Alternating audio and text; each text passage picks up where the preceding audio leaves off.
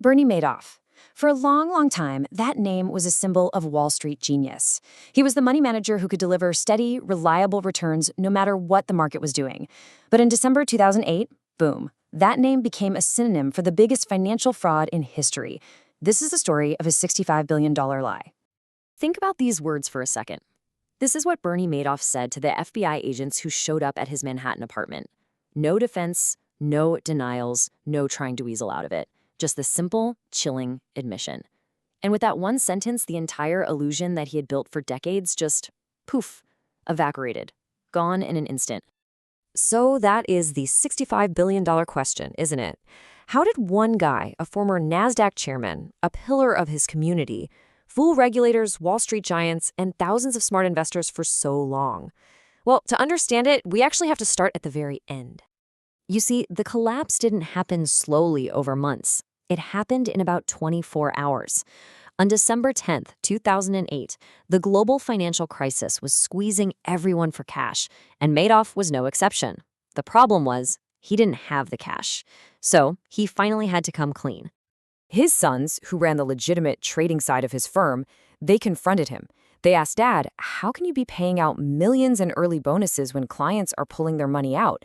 And that's when he just dropped the bombshell. There were no investments. There were no returns. The whole thing, he admitted, was just one massive Ponzi scheme. Now get this. Madoff's plan was to take another week to quietly distribute the last couple $100 million he had to friends and family. But his sons, realizing the insane scale of the crime, they didn't wait. They called the authorities. And the very next morning, the legend of Bernie Madoff was over.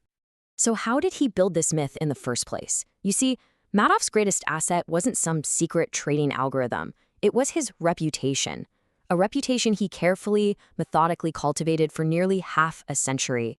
I mean, the gap between what people thought he was and what he really was, it's just staggering.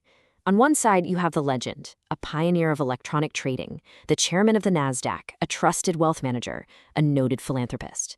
On the other side, the brutal truth. He was a fraud who hadn't made a real trade for his clients in years, and his crimes would bankrupt the very charities he claimed to support. His rise to the top was pretty remarkable. He started with just $5,000 he'd earned as a lifeguard. By the 80s, his legitimate market-making firm was a powerhouse. By 1990, he was running the NASDAQ. Every single step built this fortress of credibility that made the lie he was running on the 17th floor of his office seem completely impossible to question. So, how did the lie actually work? Well, it wasn't based on some complex financial instrument you'd need a PhD to understand. It was built on a very old, very simple type of fraud. It's the classic rob Peter to pay Paul scheme. You take money from new investors, you use some of it to pay fake returns to the early investors to keep them happy, and then you pocket the rest. The key is to keep bringing in more and more new money to keep the whole thing afloat. Madoff just did it on a scale that nobody had ever seen before. Madoff's real genius was in sales, not investing. He made his fund feel like an exclusive club. You had to know someone to get in. He leveraged what's called affinity fraud, tapping into networks of trust in communities on Long Island and in Palm Beach. And crucially, he didn't promise lottery-like winnings. He promised safety, steady, boring, 10% returns year after year. And he wrapped it all in a cloak of secrecy, telling people it was his proprietary strategy, when in reality there was nothing to see. This fraud ran for at least 2 decades. The question is unavoidable. How did absolutely no one in a position of power stop him?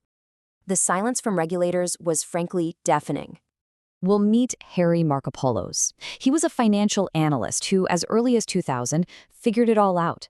His bosses asked him to replicate Madoff's strategy, and after a few hours of crunching the numbers, he concluded it couldn't be done. The returns were too smooth, too consistent. It was, as he put it, mathematically impossible.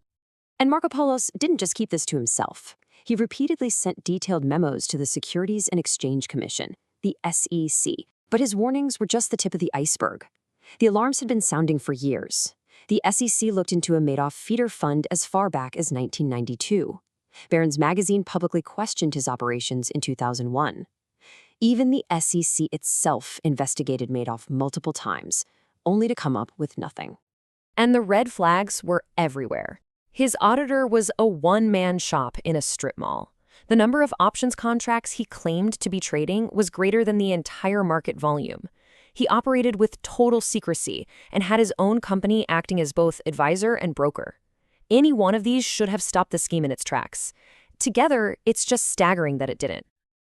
When the house of cards finally fell, the fallout was catastrophic. And this wasn't just a Wall Street story. It was a human tragedy on a global scale. The headline number is almost incomprehensible: $64.8 billion. Now, that wasn't all real money lost. It includes the completely fabricated profits Madoff had been printing on paper for years. But the actual cash that vanished was still a staggering $17 billion. And the impact was felt by nearly 5,000 direct client accounts. That doesn't even count the thousands more who invested indirectly through massive feeder funds that channeled billions to Madoff. As for the punishment, Madoff was sentenced to the maximum possible 150 years in federal prison. The judge called his crimes extraordinarily evil, noting the staggering scope and the devastating impact on his victims. Madoff died in prison in 2021.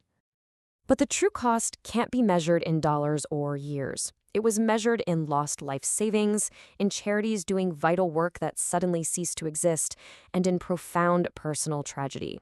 The list of victims ranged from celebrities to ordinary retirees, and most tragically, it led to several suicides, including Madoff's eldest son Mark, who took his own life on the second anniversary of his father's arrest. In all this darkness, there is one surprising bright spot. The recovery effort, led by trustee Irving Bacard, has been remarkably successful. Through aggressive lawsuits, they've managed to claw back more than $14 billion for the victims. It's an unprecedented recovery for a scheme of this type, offering at least some measure of justice. The Madoff story is a chilling lesson in the power of reputation and the danger of blind trust. It exposed a financial system and a regulatory body that were asleep at the wheel. The final question we're left with is this: a decade later, with all we've learned, are we any safer? That's a question worth thinking about.